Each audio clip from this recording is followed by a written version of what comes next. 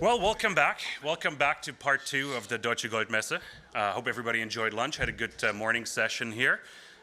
It's time for our second keynote, and I'm really looking forward to welcoming Joanna Ponicka here on stage in a few short seconds.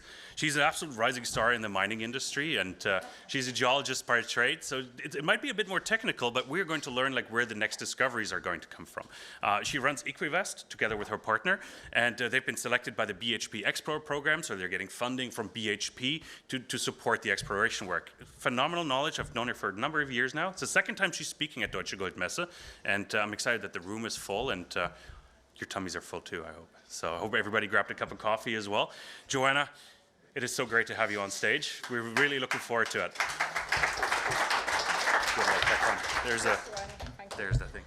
Thank you so much for having me and the introduction as well, Kai. And it's a pleasure to be here and speak again.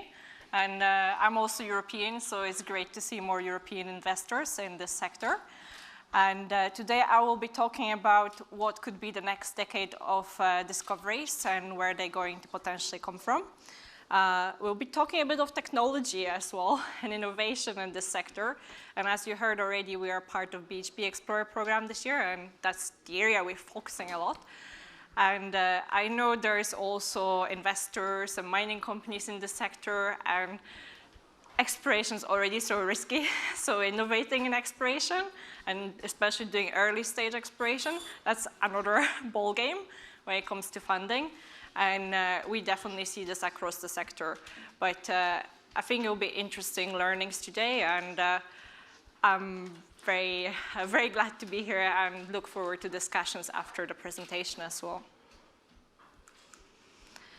Starting with looking at the past, so this is the last 4 years, and we've been tracking all the significant discoveries in Equivest. We invest ourselves in this sector and are especially focused on catching early on Tier 1 projects. And as you can see from this graph, early stage exploration actually delivered the most results. And this is the area in this industry that we actually spend the least money on, as both investors and mining companies. But this is where pretty much more than half of the discoveries that were significant came from. And what is also really important, having a good model when you go about this early stage exploration has also been critical. Luck also got you somewhere. So it tells us that also going into the new areas can be quite successful.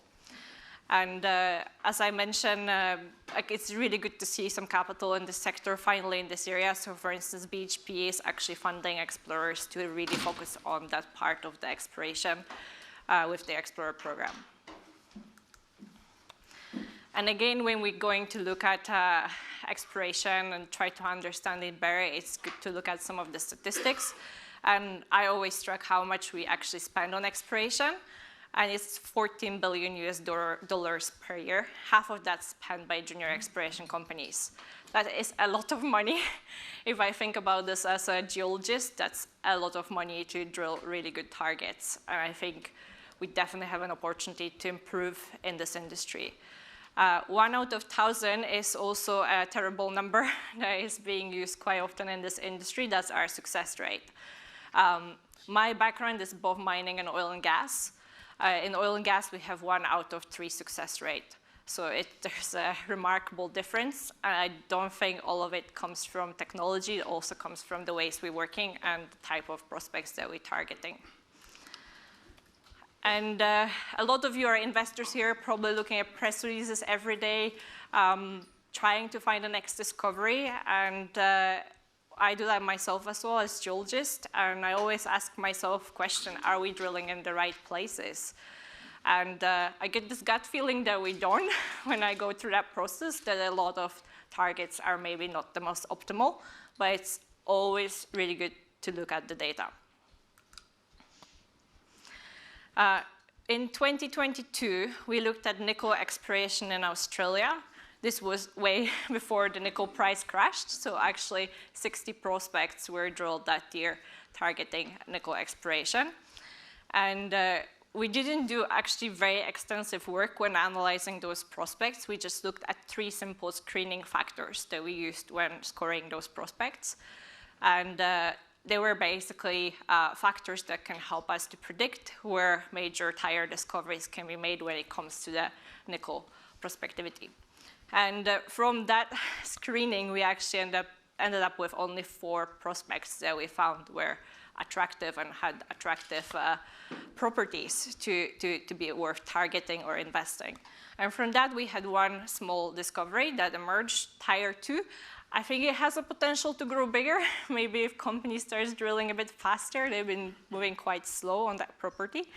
But I think what is super scary when you look at the statistics is like, I can't stop thinking what could happen if we actually started drilling as industry prospects that were equally good as this for quality prospects or better, instead of drilling the other 50-something that turned out to be dusters, basically. I think this is potentially where improving the success rate lies in the future. So how do we go about improving?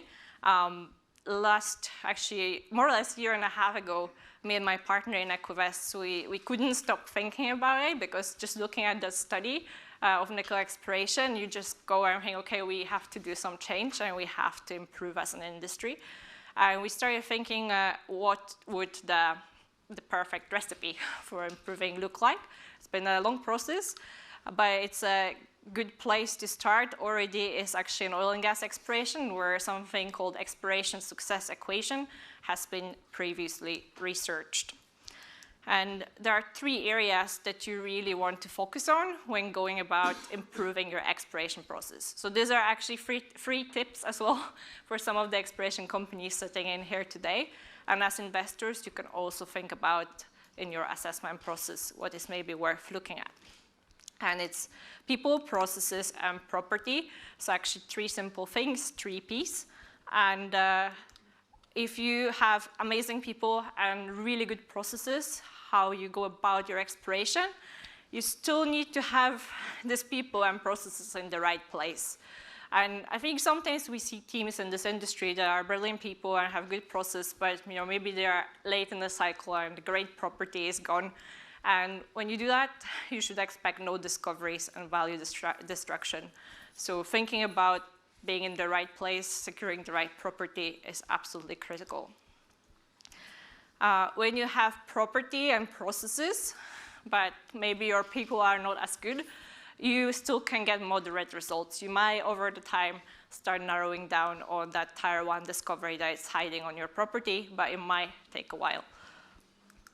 And if you have property and people, the results can be quite unpredictable, so it's still quite good to have robust processes, as again, it can take a while to get to that nugget on your property. And where you really want to be is in the middle, which is predictable, consistent creation of value.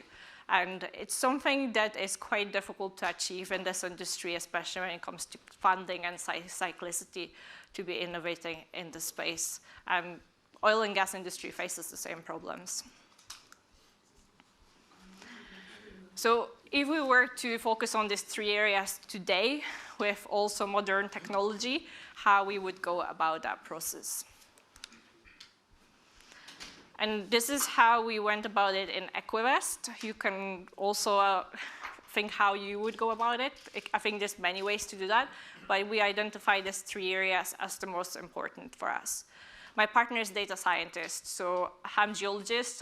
We are terrible with data, but I watched somebody working really well with data for years, and often almost felt stupid as geologist, because things that would take me 3 or 4 days would take him 3 or 4 minutes.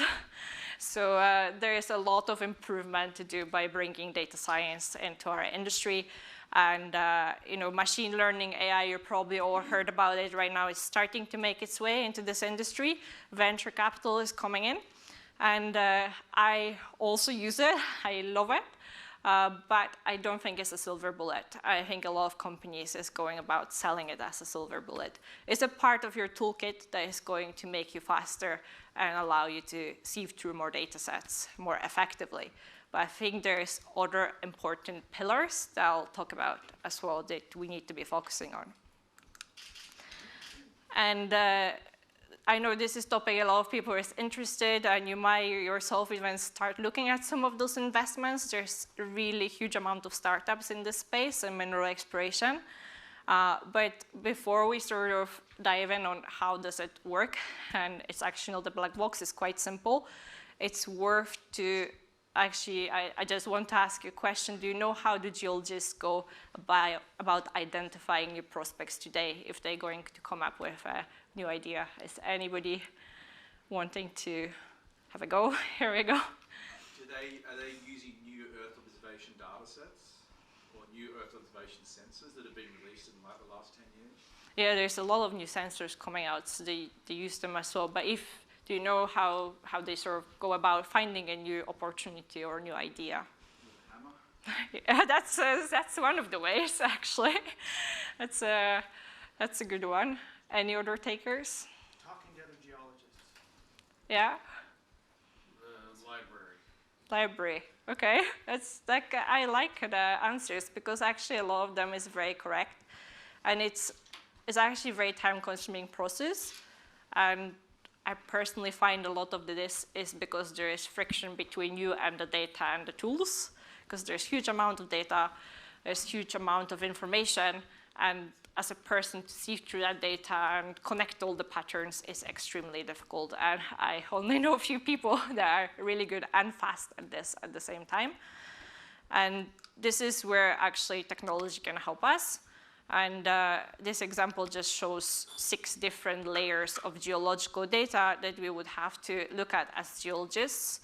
And we would actually look at them pretty much this way, just as images. And we would probably have 50 or 100 layers in some places.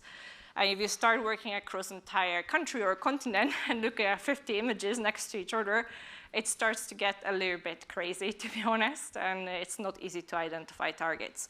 Much easier on your local property. And also what we see in Equivest, we hired recently geologists that work in more traditional ways, and they ask themselves questions, why have we been in this property, for instance, in the past for 3 or 4 months just walking with the hammer, where we could have done a lot more beforehand and go with the hammer to very specific places to test our models. So I think there's a lot of improvement coming from it, and you can also use existing deposits, so the algorithm can have a look at what are the similarities and sort of project it across your data. And to be honest, it's just an advanced statistics. That's what it is. It's just a bit more computing power and more advanced statistics. But there are some interesting ways that you can push it, not just for predicting deposits, but maybe, for instance, interpreting faults or interpreting bedrock in the areas where you don't have that information. So it just makes the work faster, and I think it will be definitely part of the toolkit.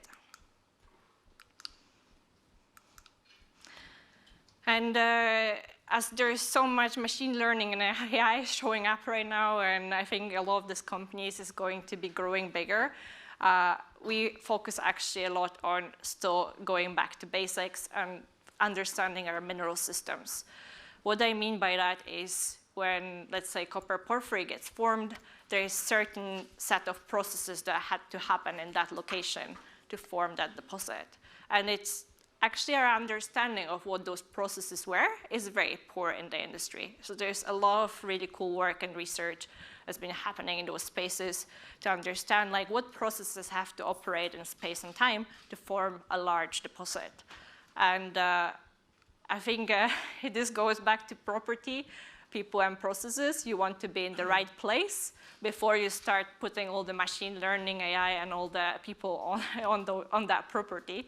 You really want to know that this area has potential to generate something of significant size. And petroleum system is an equivalent of that in oil and gas industry, and it's been used for decades.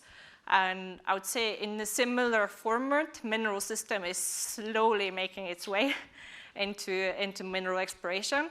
And if you followed any of the BHP Explorer program interviews and material, they are very much focused on that space as well of improving mineral systems. And I give you an example or the question again to show you how actually simple and effective it can be sometimes. Does anyone want to take a question, why do we find high-grade copper porphyries in the Andes, but not really in the British Columbia? They've been more gold-rich.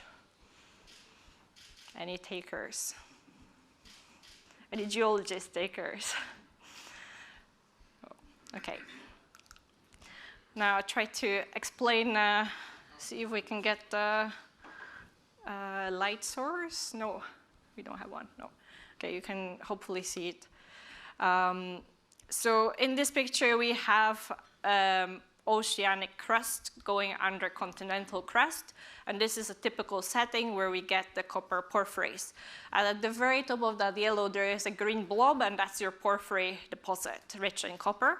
And this is the typical sort of setting you have in the Andes. So again, the one plate subducting under the crust, and we get this volcanoes on top and a series of intrusions. And this big red intrusion at the bottom is the main magma chamber where the copper actually gets concentrated or gold gets concentrated. And there is a paper in 2021 that came out that actually looked at hundreds of porphyry deposits globally, and they found the correlation that if you want to generate high-grade copper porphyries, your thickness of the crust, so this light gray layer, has to be 30 to 40 kilometers. So it has to be a bit thicker, at least 30 to 40 kilometers. And when we go to Andes, we see that that crust is 30, 40, even 70. Like in Lundin, Vicuña district is actually 70 kilometers. So having that very thick crust is favorable to forming copper deposits. Versus if we go to British Columbia, the crust is much thinner, so it's 15, 20 kilometers. And that's very favorable for forming rich gold deposits. And there's a lot of chemistry and mineralogy that we could dive in to explain why this happens, but it's actually a very simple rule of thumb that we can be applying when we go about exploration, and where do we want to start really diving in deeper. So if you're looking for copper, look for the thick crust. And if you want to also challenge the models, then you have to find alternative process that could create a similar mechanism to the thick crust. So that's also a great way to sort of starting to challenge how the deposits are forming. And that sort of starts to touch on the last part, which is, I think, if there's any geologists in the room, you will love to hear that. It's the integrated thinking. It's like, as a geologist, if you want to be successful, you have to be really good at connecting dots, building hypotheses. And I think sometimes in mineral exploration, we lose that a little bit, as there's so much field work, so much data collection going with the hammer, versus there's not always a lot of space to think creatively and start to build models and understand your area a bit more in depth. And I put a quote here that is used all the time in oil and gas exploration, as oil is found in the minds of geologists. And I think nothing could be further from the truth. I think anybody have made a discovery, imagined it before, and had really good model in their head. And my worry is also with a lot of machine learning AI that we sort of maybe become dumber and forget about this important part. And I don't know if there's anybody from Lundin in this room. Doesn't seem to be. This is actually an example from Lundin, great story of pushing through thinking and challenging the consensus. Back in 2013, Lundin made 4 billion barrels discovery in the North Sea, which was a super mature basin producing for 30, 40 years by that time. And the discovery was in the middle between all other oil fields.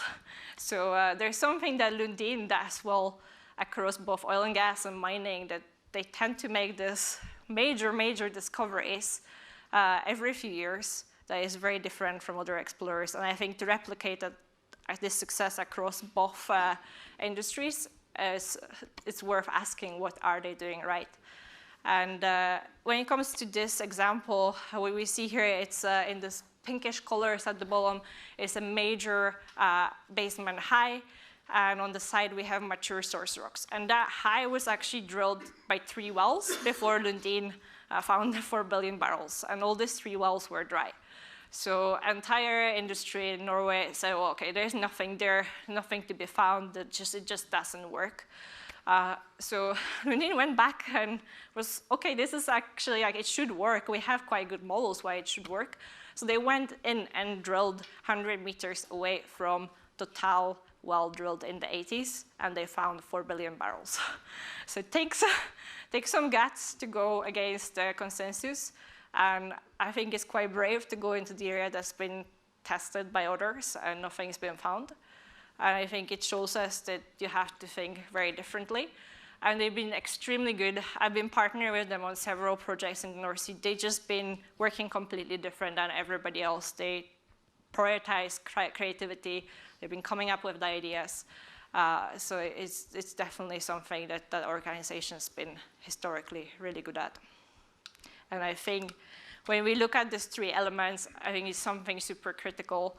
And also when we hire, it's one of the first skills we're looking for, because this ability to think differently and think creatively, I think it's what makes us explorers.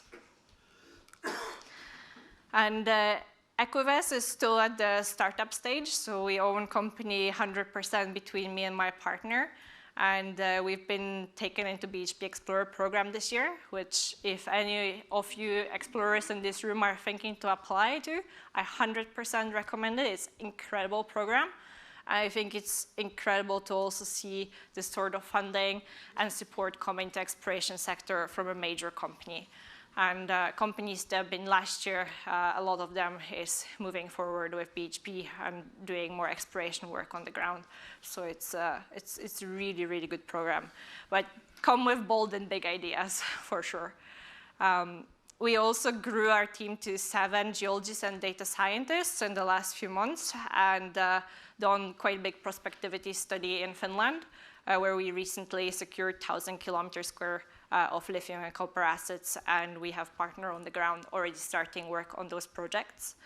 Our vision is really to be best place for new exploration ideas, whether it's technology or new prospects.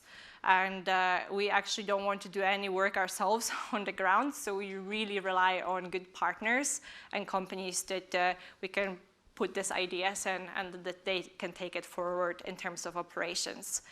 And I think in this sector, we are so good at actually operating projects. Like, we have so many companies working across different continents, making this hard operational work in different places, as well as raising capital. As we saw, $14 billion US. That's a lot of money that this industry is raising, half of that by juniors.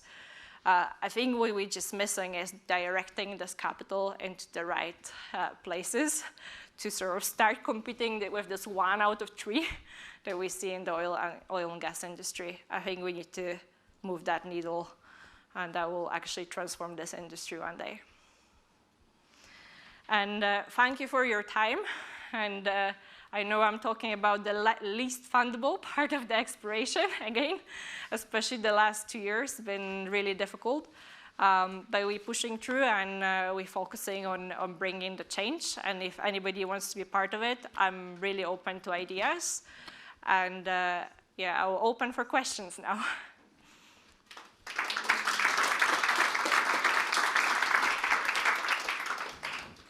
Any question?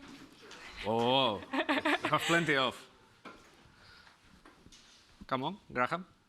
So far today, like we always hear about AI as this, silver bullet. You say it's not necessarily. Is there any examples of AI directly leading to results? Because as far as I hear, there's not at this point yet.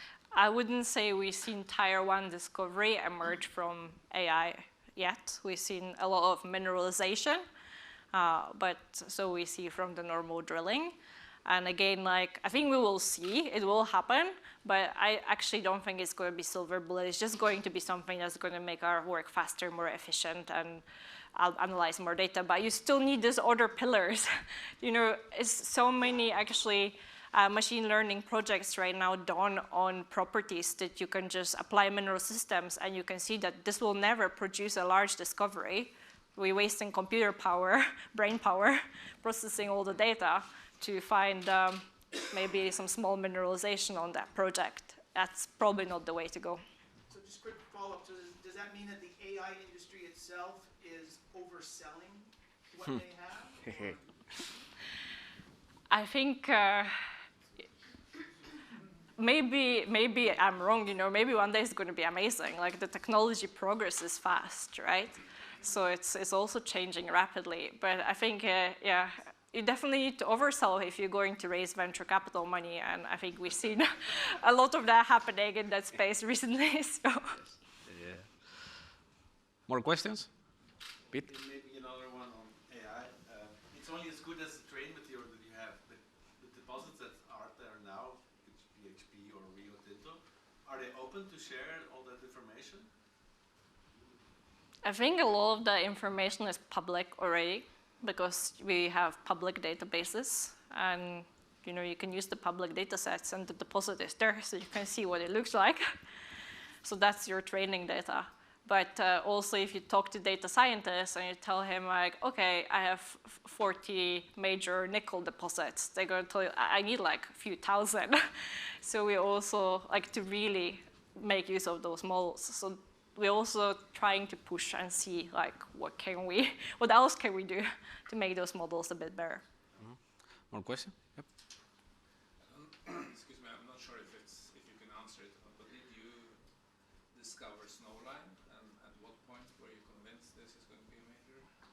I actually have not been in a snowline, so I cannot comment on that. Okay. Any other questions? So where's the next discovery? Very good question. That's an excellent question, and I don't know if any of you is following the markets this year closely. Like we have not had a single one yet, to be honest. This is a terrible year, and there's also great prospects in portfolio in some companies, and you talk to them and they're like, no, we're not going to drill it because too risky. So we're just going to drill something that can produce a good result so we can raise capital on that. So I think we are in quite a difficult year where there's not much exciting exploration happening, to be honest. It's been a couple of interesting holes. Maybe something comes out of them. I know there's few planned later this year. But Australia has been an incredible place over the last few years.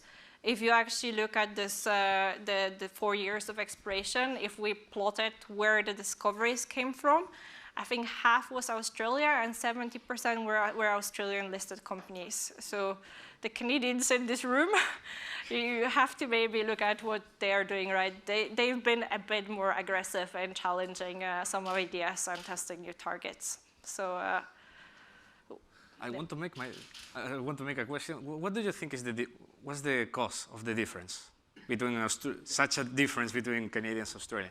Do you think it's the process or something? I think one thing is funding. Like, Australian market's been a bit easier to fund this year. Like, there is more appetite for exploration. Also, when you look at the Australian market, like, if you're an investor in Australia, most of your market is mining companies and explorers, actually. So I feel people are actually more competent in understanding the sector. Mm-hmm. And I think maybe this is the funding, that they received more funds to test those ideas, to be honest. Perfect. Okay.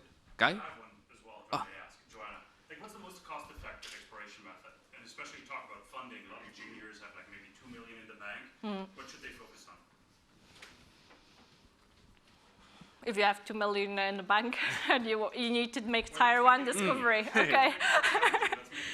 It's an incredible question. I will have to think better about that and maybe answer at one of your interviews, but it's an excellent question, actually. But I think one of the things that is starting to happen, not just in the machine learning AI technology, is actually the hardware technology. So there's quite a bit of development in bringing seismic, like passive seismic, for instance, into mineral exploration, as well as one of the Middle East companies, they released those they have remote sort of robots that go and draw soil samples. And you can buy one of those for $500,000. I saw one actually in Riyadh in January. Yeah. So you don't need geologists. In some terrains, you don't need geologists. And you can send the robots, which is great. And you actually get real data measured from those drill holes. So it's a sort of 20 meters depth. So I think there's a lot of innovation starting to happen, which will maybe optimize the process as well. Because the ground process takes time. And what we see as well, it's access is turning more difficult. Like some of the projects in Australia that have quite interesting targets, they are waiting now months for the clearances to go in and drill in some of the native people territories. So that's not been easy. Yes. Yeah. Okay, we are running out of time. Sorry. Yes? Okay. Steve is just getting his microphone, so Pete. Okay.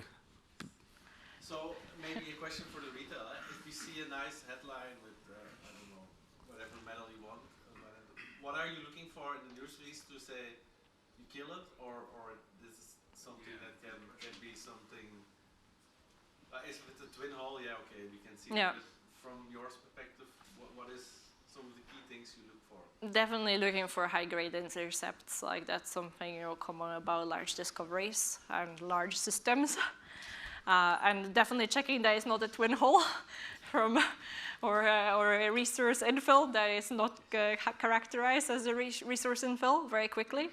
But we actually do the mineral systems before we decide to invest to figure out if this area has a potential to produce something large. And I think if you see fresh drill hole, good assays coming out of it, new idea, maybe even you have some data and you see the mineral system elements align in this place, so the stars align to produce something big is a good probability. Not always 100%, but it's a good start. Good. Okay, with this we finish it. Great presentation, great questions, great replies. Thank you.